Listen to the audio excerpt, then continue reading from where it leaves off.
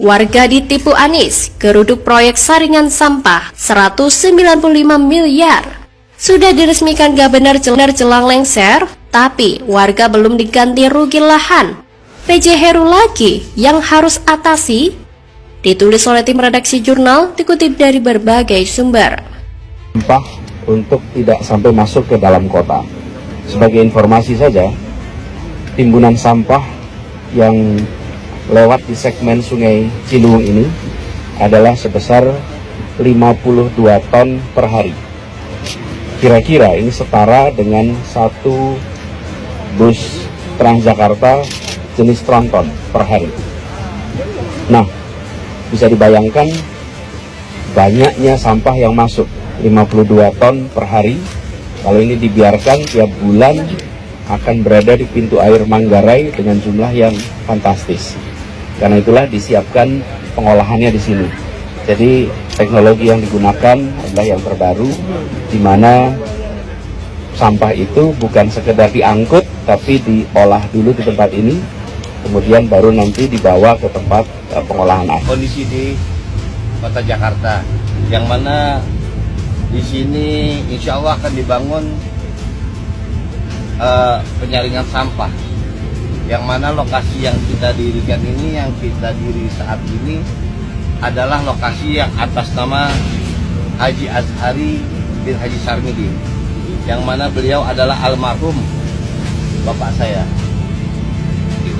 Jadi sampai dengan saat ini tanah ini kena proyek Pemprov untuk pengendalian penyaringan sampah Kali Ciliwung. Akan tetapi sampai dengan saat ini kami belum menerima sepeser pun pembayaran.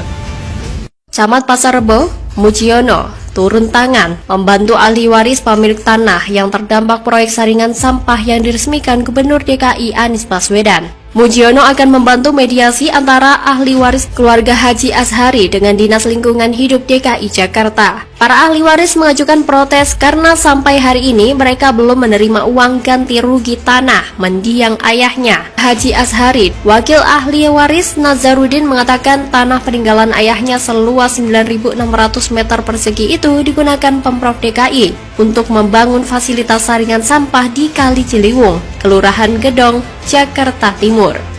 Menanggapi protes ahli waris pemilik tanah, Humas Dinas Lingkungan Hidup DKI Jakarta Yogi Ikhwan justru mempertanyakan klaim tersebut.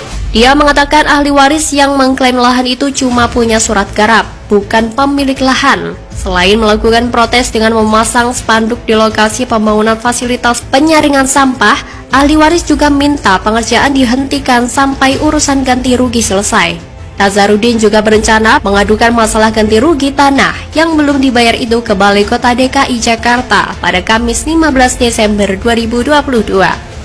Nazarudin mengklaim sebelum proyek itu diresmikan Gubernur DKI Jakarta Anies Baswedan pada 26 Desember lalu, Pemprov DKI sudah sempat membahas pembebasan lahan itu. Namun hingga sekarang tidak ada ganti rugi yang diberikan. Proyek penyaringan sampah Kali Ciliwung itu sebelumnya diresmikan oleh Anies di Jalan TB Simatupang di perbatasan Jakarta Timur dan Jakarta Selatan. Anies mengatakan fasilitas senilai 195 miliar rupiah ini sanggup mengurangi beban sampah di pintu air Manggarai. Anies Baswedan mengatakan fasilitas ini mampu memilah sampah dari Kota Bogor dan Kabupaten Bogor, sehingga pintu air Manggarai hanya menyaring sampah Jakarta. Proyek ini ditargetkan selesai Januari 2023. Persoalan lahan ini seharusnya sudah selesai sebelum Anies meresmikan proyek tersebut. Sudah saling komunikasi dengan warga yang terdampak, sudah clear hitungannya. Tapi ternyata persoalan lahan tersebut belum selesai hingga kini. Hal ini tentu penyebabnya karena Anies mau lengser kayak dikejar setan, meresmikan sana-sini. Ternyata dibaliknya masih menyimpan masalah yang bejibun dan era gubernur selanjutnya yang kena getah karena ketidakbecusan Anies. Saya yakin ketika diminta keterangan soal masalah ini, Anies cenderung akan ngeles dan mengulur-ngulur waktu. Dia ngeles sambil tertawa hanya untuk menutupi beban psikologis yang tidak ringan. Orang yang tak becus kerja ya gini, kemungkinan besar akan bekerja asal-asalan. Buktinya banyak sekali, aksi tak beraturan. Dia bikin kebijakan seenak maunya dia, tidak peduli meski menabrak dan melanggar aturan tertentu, dan ujung-ujungnya lempar tanggung jawab. Dia tidak mau disalahkan, dia akan melakukan apapun yang dia suka, dan yang menguntungkan namanya persetan dengan lahan yang belum selesai diganti rugi. Yang penting namanya naik. Beres. Ini sungguh bahaya sebenarnya. Tak usah sampai jadi kenyataan. Kalau misalnya dia jadi presiden, memangnya dia mau lanjutkan program Jokowi? Atau malah utak-atik seenak jidat sesuai selera dia? Agak ngeri kalau sampai orang ini menjabat di jabatan apapun. Orang ini tak pernah sadar karena selalu merasa diri yang paling benar.